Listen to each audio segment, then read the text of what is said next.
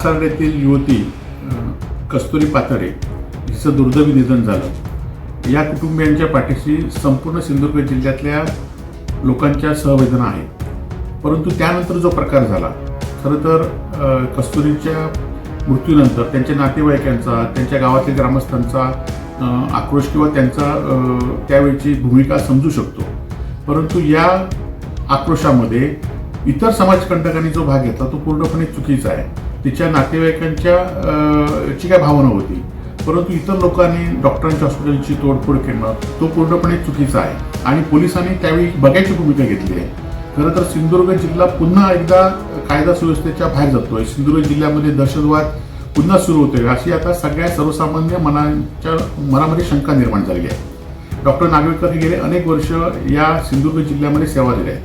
Doctor नागवेकरांसारखे अनेक doctor या ठिकाणी सेवा देत असतात. दुर्दैवाने असे प्रसंग अनेक वेळा होतात. त्यामुळे लोकांचा सुद्धा त्यावेळची भूमिका लोकांची असते. परंतु ही कालचा जो प्रकार आहे तो प्रकार म्हणजे सिंधुदुर्ग जिल्ह्यामध्ये पुन्हा दहशतवाद एका दृष्टीने काढण्याचा प्रयत्न आहे, कोणावर दबाव टाकण्याचा प्रयत्न आहे. सिंधुदुर्ग जिल्ह्यामध्ये खरं तर डॉक्टरांची कमतरता आहे. राजकीय कार्यकर्ते म्हणून आम्ही सुद्धा काही गोष्टीमध्ये कमी पडलो असू. आज शासकीय मेडिकल कॉलेज सुरू झालं आहे, महिला हॉस्पिटल सुरू झाले, परंतु अनेक हॉस्पिटलमध्ये डॉक्टर नाही ती वस्तुस्थिती आहे आणि त्यामुळे नाईलाजास्तव रुग्णांना खाजगी हॉस्पिटलचा आसरा घ्यावा लागतो.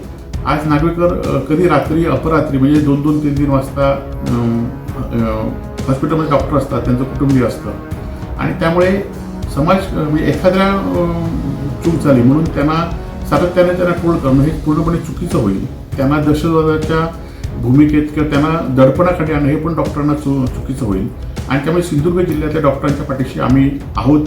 व्यक्तिशः दृष्ट्या मी त्यांच्या पाठीशी आहेच. परंतु असा जर दहशतवाद केला तर आम्ही सुद्धा तो खपून घेतला जाणार नाही. त्याचबरोबर पोलिसांनी सुद्धा योग्य भूमिका घेतली पाहिजे की पुन्हा असे प्रकार होता कामा नयेत आणि जर कोण प्रकार करत असतील तर तो प्रकार पोलिसांनी योग्य पद्धतीने थांबवला पाहिजे. ज्या पद्धतीने कालचा प्रकार झाला 3-3 तास आणि त्यामध्ये ज्यांचा संबंध होता अशा लोकांनी सुद्धा त्या हॉस्पिटलमध्ये हल्ला केला हे पूर्णपणे चुकीचं आहे आणि सिंधुदुर्ग जिल्ह्याच्या डॉक्टरांच्या पाठीशी आम्ही पूर्णपणे आहोत आणि असा दहशतवाद जर मुद्दाम म्हणून कोण करत असेल तर आम्ही त्याला निश्चित विरोध करू अशी माझी भूमिका आहे.